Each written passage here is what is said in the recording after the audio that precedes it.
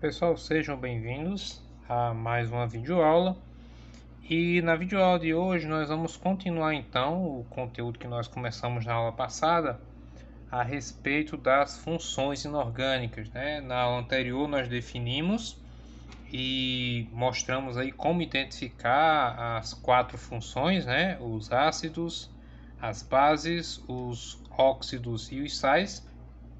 E nessa aula de hoje nós vamos começar então a detalhar cada uma dessas funções, começando pelos ácidos e a sua classificação. Eu quero chamar a atenção para vocês, primeiramente, novamente pedindo a avaliação do vídeo. Se você gostou, você deixa o seu gostei, o seu comentário, para que a gente possa ir melhorando o material. E vamos lá. Olha, pessoal, o que é que acontece? Na classificação dos ácidos, nós temos o seguinte: classificar por classificar não tem utilidade nenhuma. Então, a classificação dos ácidos é sempre um processo que vai nos levar a entender outras definições. Por exemplo, a parte de nomenclatura dos ácidos, né? A escrita do nome.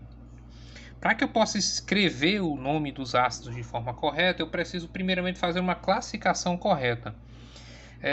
Outra situação, para que eu possa, por exemplo, escolher qual ácido é o ideal para utilizar numa determinada situação, eu também preciso conhecer a sua classificação.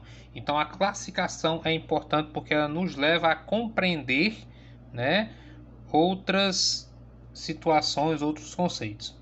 Nós temos aqui então, pessoal, eu separei para trabalhar com vocês alguns desses critérios, tá? Que são os mais importantes. Mas no geral, os ácidos podem ser classificados de acordo com a sua volatilidade, estabilidade, grau de oxigenação, grau de hidratação, número de hidrogênios ionizáveis e força, tá? Desses aqui eu vou destacar, como eu disse, os principais, tá bom? Então vamos lá. O primeiro critério é o critério da volatilidade, que seria basicamente o quê? É a propriedade que define a facilidade, né, com que uma substância vai passar do estado líquido para o estado gasoso. Ou seja, seria basicamente a capacidade dela, ou a facilidade, melhor dizendo, a tendência que ela tem de evaporar, tá? E aí, nesse critério de volatilidade, nós vamos ter duas classificações para o ácido. Nós vamos ter os ácidos voláteis e os ácidos fixos. O que são ácidos voláteis? São aqueles que evaporam com facilidade, ou seja, passam para o estado gasoso com uma certa facilidade. Como, por exemplo, HCl, HBr, HClO4. Enquanto que os ácidos fixos é o contrário. São ácidos que têm a tendência de permanecer no estado líquido, certo? E que não passam com facilidade para o estado gasoso. Alguns exemplos são H3PO4, H2SO4, H3PO3. No geral, pessoal, aqui tem uma regrinha que eu quero repassar para vocês, que é o seguinte: Paulo, como é que eu vou saber que ela é volátil ou não? Eu vou ter que decorar? No geral, certo? Raras as exceções. Ácidos voláteis são aqueles que possuem até 6 átomos na sua molécula, tá? Então, como aqui, por exemplo, HCl são 2 átomos, HBr são 2 átomos, HClO4 são 6 átomos. Então, geralmente, ácidos voláteis são aqueles que têm até 6 átomos. Automaticamente, pessoal, os ácidos fixos vão ser aqueles que têm mais de 6 átomos, certo? Eles possuem mais de 6 átomos, certo? Como nós podemos observar no H3PO4, H2SO4, H3BO3. Então, fica a dica de como você identificar se ele é volátil ou fixo pela quantidade dos átomos. É uma regra extremamente segura de se utilizar? 100% segura? Não. Acho que regra nenhuma é 100% segura de se utilizar dentro das funções inorgânicas, porque sempre vai ter uma ou outra exceção. Mas no geral dá para usar tranquilamente, tá? O próximo tópico, né, a próxima categoria de classificação seria a estabilidade, né? Então, o que é que acontece? Cuidado, primeiramente, para não confundir estabilidade com volatilidade. Por quê? Porque no caso da estabilidade, pessoal, o que é que acontece? Seria o fato da substância se decompor ou não facilmente. Como assim se decompor? Uma molécula que vai se separar formando duas outras moléculas, tá? E aí nós temos então as duas categorias, que são os ácidos estáveis e os ácidos instáveis, certo? Muito bem. Como eu acabei de dizer, o que são os ácidos estáveis? Que a molécula permanece daquela forma, certo? Ela não tem a tendência de se decompor facilmente. E os instáveis é o contrário. Exemplos de estáveis nós temos o HCl, HiO4, H2SO4. Exemplos de ácidos instáveis tem o H2CO3, o H2SO2O3 e o H2SO3. Para a gente entender melhor, como assim, Paulo, decomposição? Por exemplo, eu vou pegar esse ácido aqui. Esse ácido, pessoal, é o ácido carbônico, encontrado, por exemplo, nas bebidas gaseificadas ou no refrigerante, como a gente costuma chamar. O que acontece? Quando a gente abre a garrafa do refrigerante, geralmente a gente escuta um certo ruído, um chiado, ou então, certo? A questão da formação de espuma, formação de bolhas, né? Então, quem é que forma aquelas bolhas? É exatamente a decomposição desse ácido, do ácido carbônico. O que acontece? Quando ele se decompõe, olha o que ele vai formar. Ele vai formar H2O e CO2. Então, o que vai acontecer? Esse carinha aqui, isso aqui é água no estado líquido, tá? Isso aqui é gás carbônico, obviamente, no estado gasoso. Então, quando eu abro a garrafa, aquele chiado que eu escuto é exatamente a liberação desse gás aqui, que é o CO2. Às vezes o pessoal pergunta por que é que eles colocam ácido carbônico na bebida, né? E um dos motivos, pessoal, é para a questão da conservação. Tanto que, por recomendação de consumo, né? Quando você abre um refrigerante, seja uma latinha, uma garrafa, PET ou coisa do tipo, se você não escutar esse típico chiadozinho, né? Da saída desse gás, não é bom você consumir. Porque a probabilidade daquele refrigerante estar estragado é alta exatamente pela ausência do gás carbônico ou, no caso, do ácido carbônico, tá? Muito bem. O próximo ponto, né, é chamado de grau de oxigenação. Bem, aqui, pessoal, eu não gosto de dizer que uma categoria é mais importante que a outra, porque todas são importantes. Mas do ponto de vista de nomenclatura, por exemplo, o grau de oxigenação ele é muito importante. Por quê? Porque ele vai interferir diretamente na nomenclatura do ácido. E aí o que acontece? Aqui é basicamente observar se o ácido ele tem oxigênio ou não, tá bom? Então, por exemplo, no caso dos hidrácidos, né, são aqueles ácidos que não têm oxigênio na composição, como a gente pode ver aqui, ó, HI, HCN, H2S. Perceba que não tem oxigênio na molécula deles. Enquanto que os oxiácidos, como o próprio nome já diz, tá? São ácidos que têm oxigênio na molécula, tipo H3PO3, H2SO3, HBrO2, tá? Beleza, então. Pessoal, repito, não é que tem uma classificação mais importante que a outra, mas muita atenção nessa daqui, porque ela é a nossa primeira porta para fazer a nomenclatura desses compostos numa aula posterior. Beleza? Então vamos lá, vamos seguindo. O próximo critério é o critério força, e esse aqui eu preciso deixar claro, né, o sentido da palavra força. Bem, a questão aqui, pessoal, quando a gente aborda o termo força dentro das funções inorgânicas, eu não estou me referindo em termos de força física, né, como a maioria do pessoal às vezes confunde. Entendam que cada grupo, cada função inorgânica tem uma característica, né? Ou existem características específicas daquela referida função. Então, por exemplo, no geral, ácidos são substâncias corrosivas.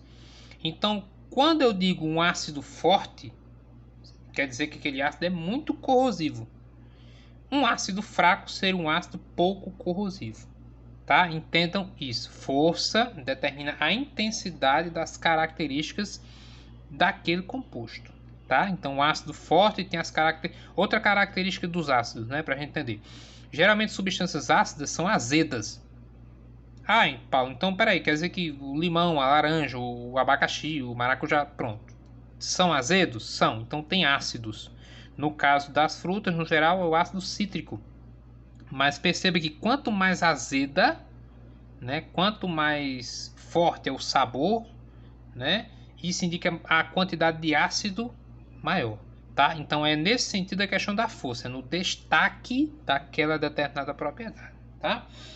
E aí, pessoal, o que é que acontece? Nós vamos classificar, né? Nós temos dentro da categoria força 3 níveis: os ácidos fortes, os moderados ou semifortes, como você preferir chamar, e os ácidos fracos, tá bom? E aí o que é que acontece? Lembrando lá da primeira aula ou da aula anterior, como você preferir, um ácido dentro da teoria de Arrhenius é aquele que libera o íon H+. Então, como é que eu vou entender isso dentro do critério força? Um ácido forte é aquele que vai produzir muitos H+, ou liberar muitos íons de H+. O ácido moderado ou semiforte é como o nome já diz, ele se ioniza também, só que de uma forma, né, menos impactante, né, do que o ácido forte, tá? E os ácidos fracos, como o próprio nome já diz, são aqueles que ionizam muito pouco, tá certo? Aí aqui nós temos alguns exemplos para destacar de ácidos fortes: o H4P2O7, H2SO4, que é o ácido sulfúrico, né?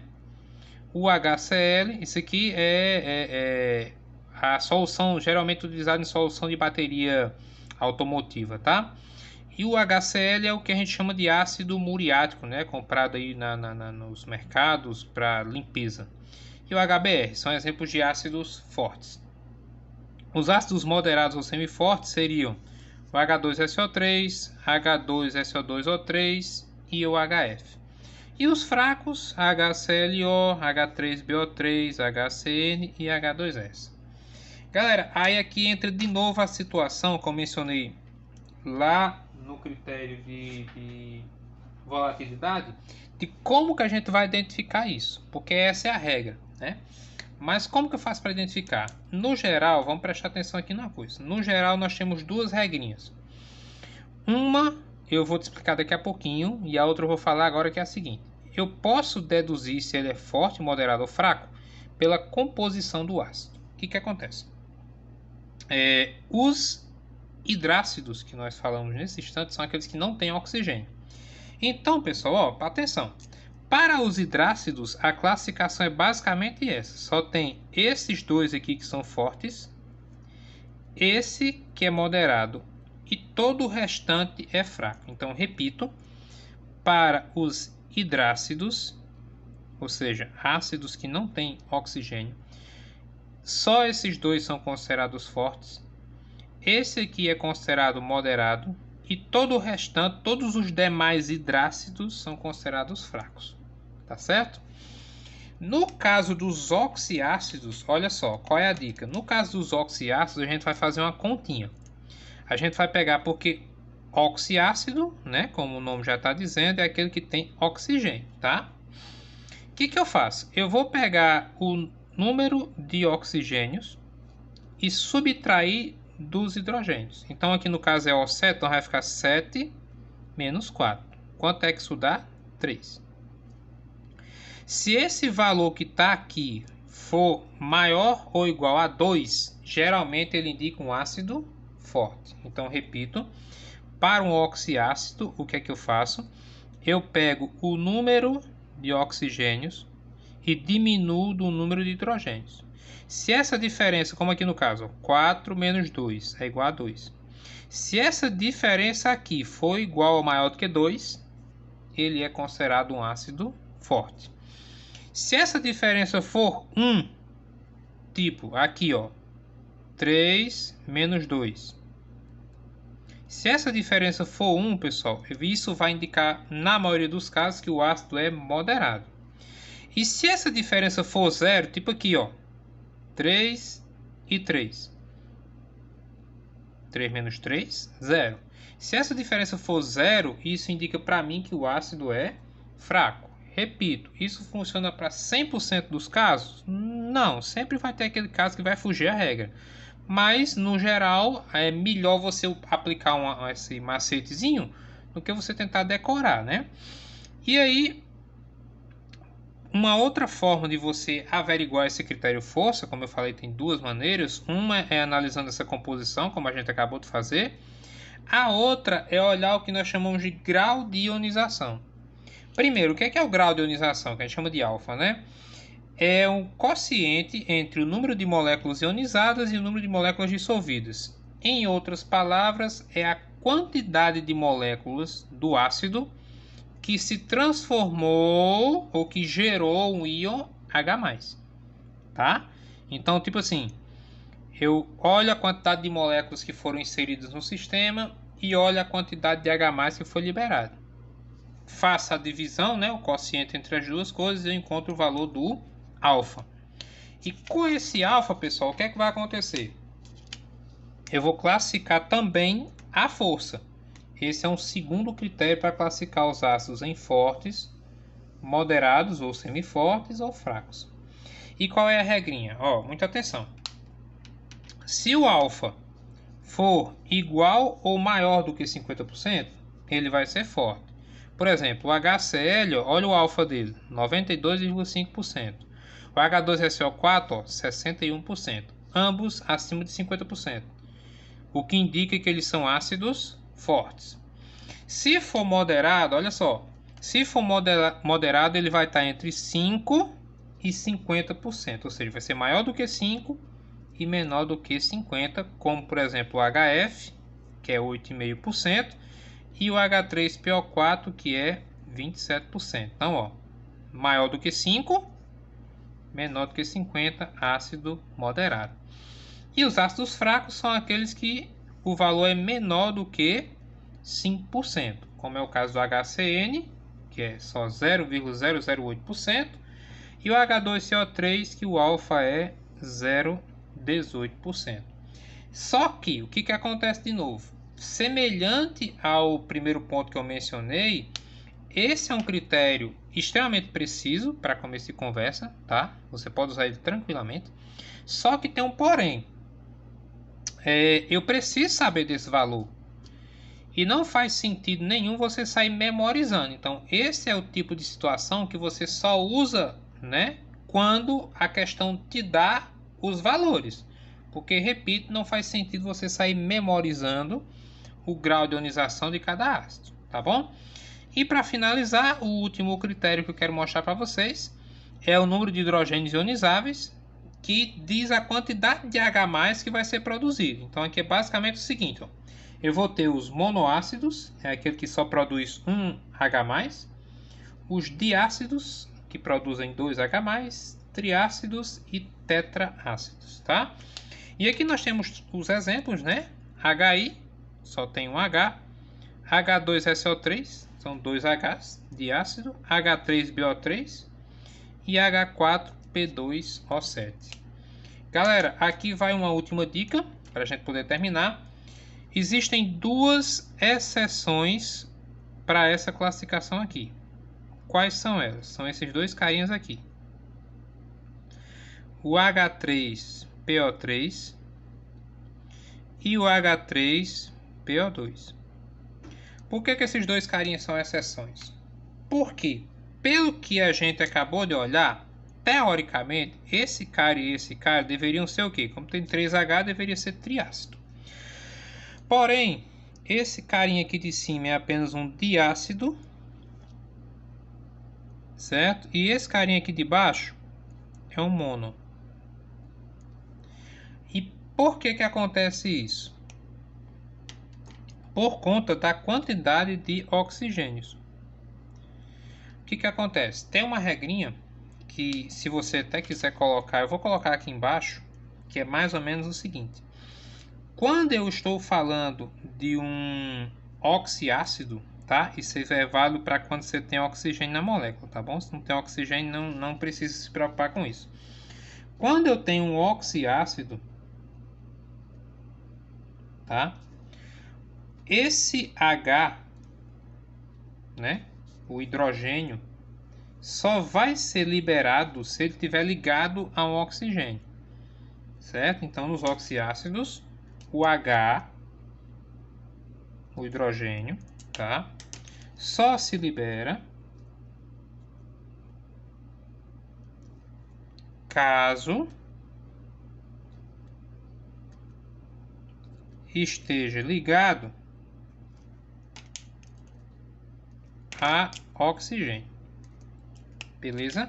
Então, repito, funciona a regra tranquilo, salvo essas duas pequenas exceções. Tá ok? Então, pessoal, essas são as categorias principais de classificação do ácido, né? Nos próximos vídeos a gente vai abordando as outras, né? As outras funções, as bases, os óxidos, os sais. No mais, obrigado pela atenção. Mais uma vez eu peço que você avalie esse vídeo. Fiquem com Deus e até a próxima, se Deus quiser.